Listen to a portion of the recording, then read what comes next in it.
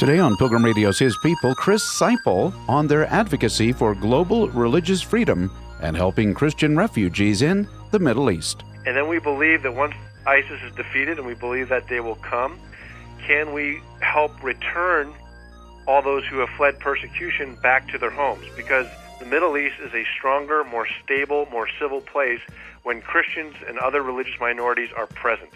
Chris Seiple next.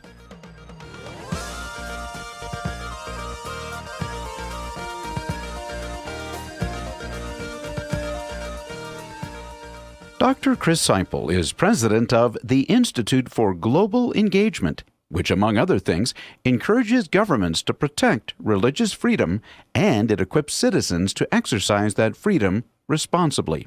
Today we'll find out about their work and also about the Cradle of Christianity Fund, which helps refugees displaced by ISIS. Dr. Seiple, first tell us about the Institute for Global Engagement. Founded by my mom and dad almost 15 years ago, and founded for two primary reasons, based on my dad's experience as president of World Vision and then as the first ever U.S. ambassador for international religious freedom. One reason was that people love to talk about religious freedom, but it's hard to operationalize, particularly in complex places amidst authoritarianism especially. Mm-hmm. And then secondly, when my dad was at the State Department, he was spending a lot of time getting Christians out of jail for essentially insensitive methods of engaging the world, and wanted to equip Christians and edify them about what is a biblically based way to engage and share the faith that is also respectful, based on Jesus at the well in John 4 or in John 8. And what does that look like? How do you do that?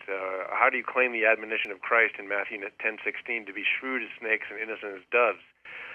Sometimes we're innocent, allegedly, but sometimes Christians are not known for being shrewd. So what does that look like? And can we work on those kinds of things? And so that's what led to the founding in September of 2000. You said that part of your father's time in his work with World Vision, but also it sounds like as the ambassador for international religious freedom that he did there for at least a couple of years, was involved in getting believers out of jail in other countries for, I think, what you called insensitive methods of engaging the world, or methods that were less than respectful. What would be an example or two of something like that would land them in jail? Well, sure. The example that he uses, there were some Christians from a particular country, and they had, in good evangelical fashion, claimed the Saudi Arabian Peninsula for Christ by the year 2000. And when that time-space continuum began to collapse, they changed their methodology and were not as shrewd as snakes and innocent as doves, and began to throw Bibles over the walls in downtown Riyadh, the capital of Saudi Arabia, as a way of, quote, sharing the faith. And so you literally had Muslims being hit in the head with the word of God. And they went to jail. And so Dad played a part in helping getting those folks out, but it seemed to be a trend line. And it's unfortunately sad, but true. For every good missionary story, there's a bad missionary story about people with the best of intentions not being smart about how the world is engaged and how they pay testimony to the hope within. And it varies by context, and there's no cookie-size cutter approach, but it's just something that we as Christians have to be smart about if we're called to be ambassadors of Christ, ambassadors of reconciliation. Well, it's interesting, too, that you've taken over this work that your father was so passionate about. How did the Lord lead you into it? I mean, where does your passion for religious freedom come from? The short answer is this, Bill. I didn't have a passion. My dad asked me to work for him, and I thought about it and initially said no, and then somebody said to me, well, what if you didn't have the chance to work with him? Yeah. And I thought, who cares what we're doing? That's a great experience. And with my mom, as they steward these relationships that they have through World Vision and through the State Department. So that's how it started. And then that was a year before 9/11, and I had been a Marine infantry officer for 9 years, and really didn't think there was any intersection between religion and security. And then 9/11 happened, and then it started to dawn on me, maybe God had me positioned for this kind of time to be able to relate issues of security and hard power to issues of human rights and religious freedom or soft power. How can you be hard-headed and soft-hearted? How can you operate at the intersection of hard power and soft power in a practical way? And those are things that people had never really thought about before from the church. I mean, they thought about them before, but not in a pronounced way, in a public way, or from international relations specialists.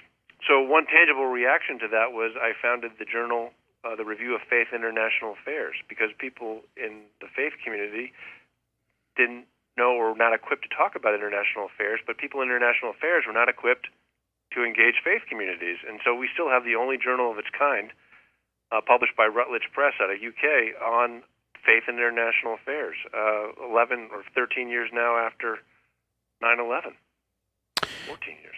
Well, now your website, the website for the Institute for Global Engagement, Dr. Seiple says that you promote sustainable religious freedom. What is that, and how does that work? You got to know what the goal is that you're shooting for, and sustainable religious freedom can be a bunch of academic mumbo-jumbo. Yep. So here's what it means to us.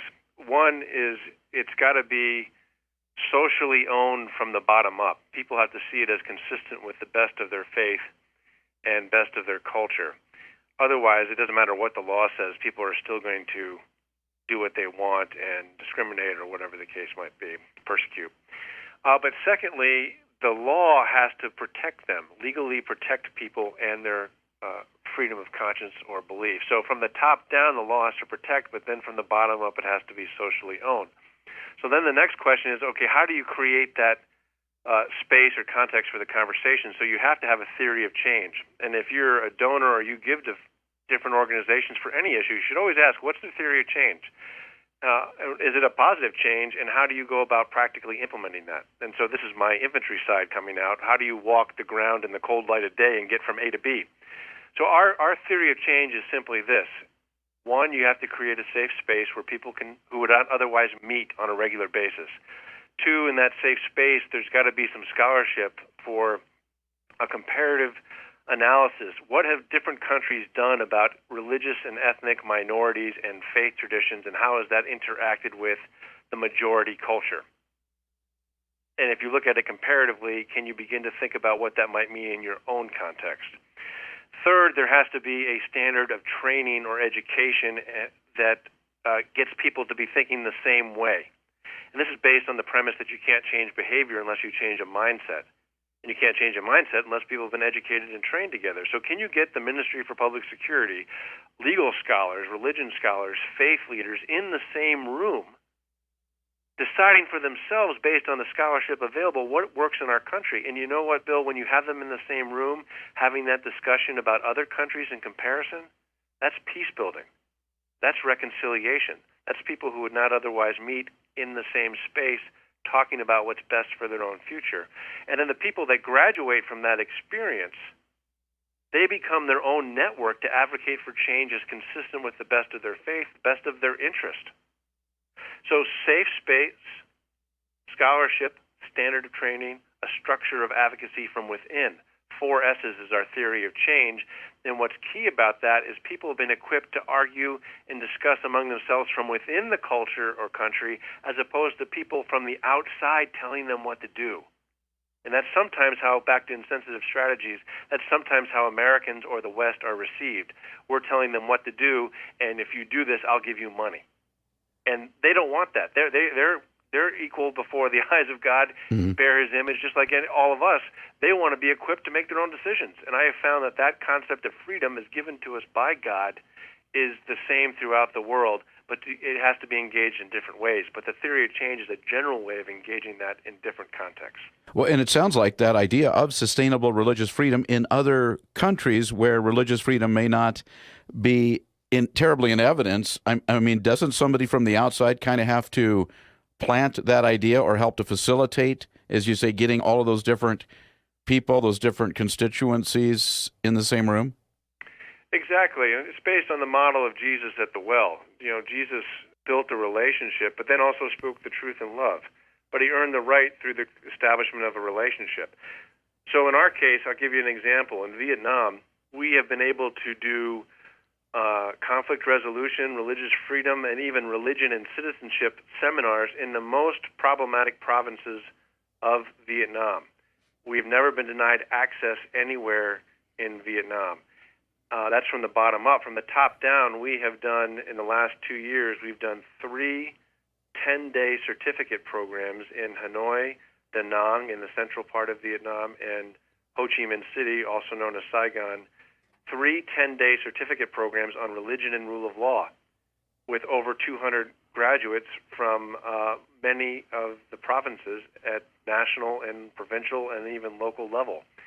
And that's all because we're trusted by the Vietnamese government because they see us as serving their self-interest. And what is their self-interest? They want to have a stable country that transitions to a market economy and increasingly with representative forms. They are now developing a law on religion that we are advising on and bringing a delegation next month to the Washington, D.C. to get more input and advice on. But it's all because we don't take a traditional approach. The traditional approach in the human rights paradigm is name, blame, and shame. Mm-hmm. I'm going to tell those guys how bad they are and complain about why they don't look like Thomas Jefferson, as opposed to say, engage them in their cultural context and say, well, Thomas Jefferson actually owned slaves. We're not as perfect as we thought. It's taken us a long time to reach this present form of imperfection, and we need to work with where they're at. By the way, this is good missiology, too. Don't ask what would Jesus do, ask what Jesus is doing, and come alongside what he's doing through those whom he has anointed, those who believe in him, call upon his name, and those whom he has appointed. God works through people that don't necessarily believe in him. Isaiah 45, Cyrus, though you do not know me, I will use you for my purpose. If you believe in the God of history working in that way, then you got to be humble enough to show up and shut up. And how many countries, roughly, is the Institute for Global Engagement doing this kind of work? Well, we're engaged in China, Vietnam, Laos, Myanmar, Uzbekistan, Kyrgyzstan, Kazakhstan, Pakistan, less so now, Syria less so now, because in both places because of the war, and because of a new initiative called the Cradle Fund to rescue, restore, and return Middle Eastern Christians and other ethnic and religious groups to the homes that they have fled in the face of persecution and ISIS. We are working through the Cradle Fund in Iraq, Jordan, Syria, and Lebanon. So it's grown over time, and it's all based on a relational diplomacy rooted in the example of Jesus at the well in John 4. Well, I'm talking with Dr. Chris Seiple. He is president of the Institute for Global Engagement, and we're talking about their work, as you've heard him explain. And also, I want to ask you now, Dr. Seiple, about something you just raised, and that is the Cradle of Christianity Fund. Tell us a little bit about that. You gave us an introduction there. Who came up with that idea and how it is actually helping believers in the Middle East? You've talked a little bit about that, but then also, why is it called the Cradle of Christianity? The short version is this.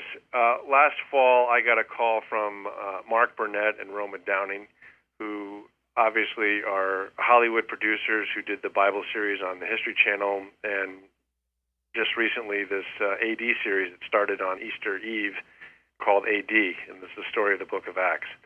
And so they're devout Christians, and they said, we want to work in help the situation with Christians and other minorities in the Middle East. We know it's complex. You work in complex places. We've been told we should work with you. And I said, I'm honored. Let's see what we can do. And so out of that, I took a trip with their chief of staff, Johnny Moore, who used to be the senior vice president at Liberty University. We went to the Middle East. We met with the patriarchs of the Eastern churches. We met with the king of Jordan. And we asked for an assessment of what was going on from the different people that we met with in Jordan and Iraq. And one of the assessments that came through was from one of the Eastern churches, and they referred to the area geographically as the Cradle of Christianity. And I saw that, and I thought, that's it. This is the geographic birthplace of our faith, but it is also a region that has more than just our faith. So we want to convey the message that we want to serve the suffering church who serves all those who are suffering, Christian, Muslim, Yazidi, etc. And that's how it took on the present form, which some shorthand we call the Cradle Fund. And through the Cradle Fund, we've been raising money and working with partners that we identify and vet according to a three-phase strategy called Rescue, Restore, and Return. Rescue was, let's get people through the winter. Let's try to give them some dignity as they live in a refugee status away from the homes that they fled, fleeing ISIS.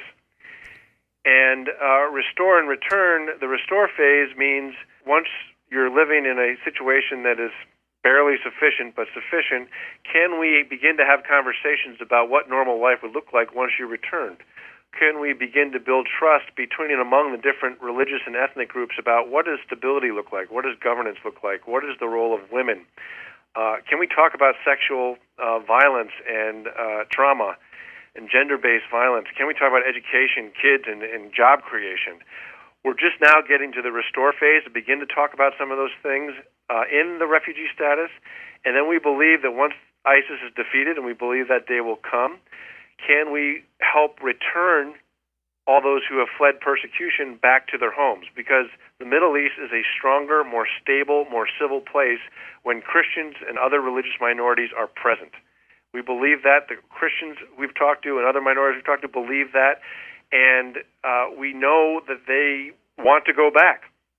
But the longer they wait, the less likely it is that they do want to go back. And then there's the chance of emigration as well, which we can't deny them if they want to do it and they have opportunity. But on the other hand, the Middle East loses when there's less Christians. I just believe that, and that's what everybody has said to us. So we're trying to keep them in the neighborhood until they can return after the defeat of ISIS. Can you give us an idea, Dr. Seiple, of the scope? A lot of people may not be aware of the scope of the refugee crisis. How many and what countries and what they're doing while they've been driven out of their home country? Let's put it this way. Kurdistan, northern Iraq, they have 5 million people, and now they have almost 2 million refugees from Iraq that have fled ISIS. In Jordan, they have a population of about 10 million, and they have over 5 million refugees, especially if you count Palestinian refugees. In Lebanon, their population is 4.5 million. They have 2.5 million refugees. So imagine if the United States, a country of roughly 300 million people, were to receive 150 million refugees. Imagine what that would do to our social infrastructure, our education, our health infrastructure. It would just be overwhelmed. Where would you put everybody? And that's what Jordan, Kurdistan, and Lebanon have been doing. One, since the civil war started in Syria in 2011, and then two, especially in the last year since ISIS took Mosul in northern Iraq in June of 2014.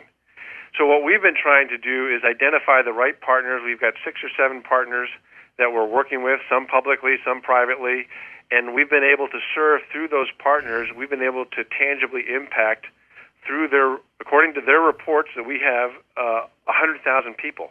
We give them kerosene, we give them blankets, we give them food, pajamas, anything that can help them live and give them a little bit of dignity as they go through this tough time.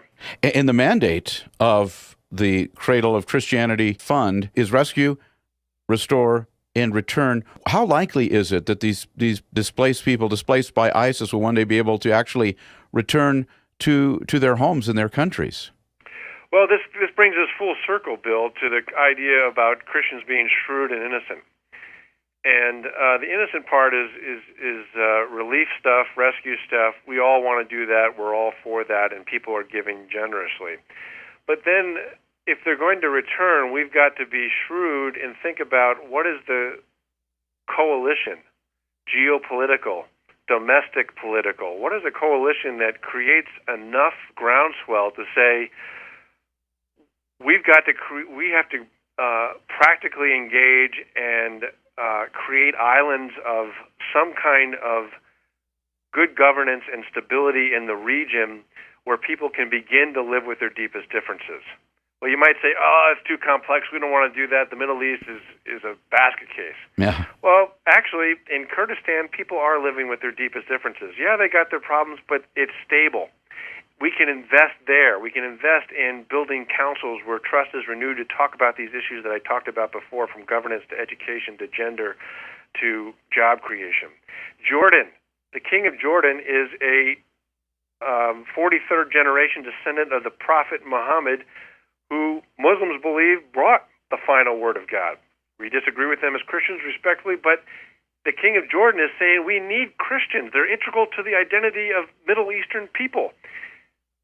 That's an island. Oman is an island of this kind of inclusive mutual respect and mutual reliance. Tunisia, Morocco, there are good people in good countries that are trying to solve this. And there's lots of good people in more troubled spots like Syria that are having a hard time to survive. But in these particular places I've just named, there are places that we can invest and strengthen them. And over time, they become models that other people want to replicate and begin to say, we got to get rid of this evil called ISIS. And so that's one thing, investing in the countries where they're trying to do good things. And then secondly, what is the coalition, a Muslim-led coalition by people like the King of Jordan, that develops a military plan to defeat ISIS, that develops a Muslim Marshall Plan to create economic opportunity? Saudi Arabia and the Gulf countries, they've got lots of money. Well, let's put it together in an intentional plan that develops the economy and creates jobs, creates dignity, and is led by Muslims. We can help convene that safe space, as it were, and catalyze some of these conversations. Those things can happen, but we got to believe that we can make a difference, and we got to believe that there are people over there who want to make a difference. And so the Cradle Fund is coming alongside those Muslim countries, Muslim-majority countries, that do and are making a difference through the example that they've set. And again, back to good missiology, don't ask what would Jesus do, ask what he's doing. Come alongside what he's doing. We want to come alongside the good Muslim folks who are trying to protect Christian and Yazidi and other minorities as a function of their own stability and well-being. There's ways to do this, but we have to have confidence, and we have to step up and show up and roll up our sleeves, and that's what we're trying to do through the Cradle Fund. On your website for the Institute for Global Engagement, you've discussed what's known as the U.S. National Security Document.